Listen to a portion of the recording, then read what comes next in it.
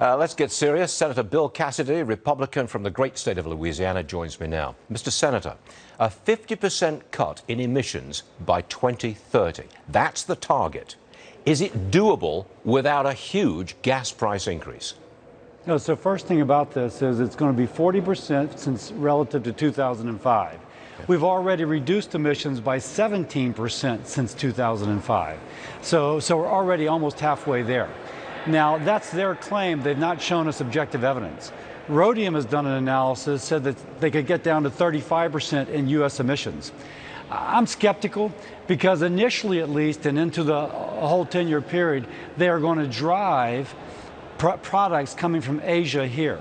If you make a car battery in Asia, it is an incredible emissive process. Global greenhouse gas emissions may increase even if we're able to continue to decrease U.S. emissions. And global is what counts. By the way, under current law, we could reduce emissions by as much as 34% relative to 2005. The improvement in this in U.S. emissions is marginal, but once more may be offset by global increased emissions. Don't we need to change the targets and realize that we're going to be using fossil fuels a lot for many decades to come? Absolutely. The International Energy Agency says that we will continue as a world to continue to use increased fossil fuel through 2050.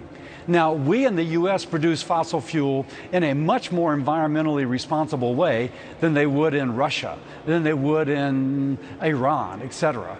So if we're going to produce oil and gas, let's produce it where we create American jobs, where we use American environmental standards, and where we strengthen our economy and not the economy of our enemies. I think this folks in the White House have it all wrong. Mr. Senator, thank you very much for joining us this morning. From the great state of Louisiana, an energy state, you know what you're talking about, and we appreciate that. Thank you, Senator. Thanks, too.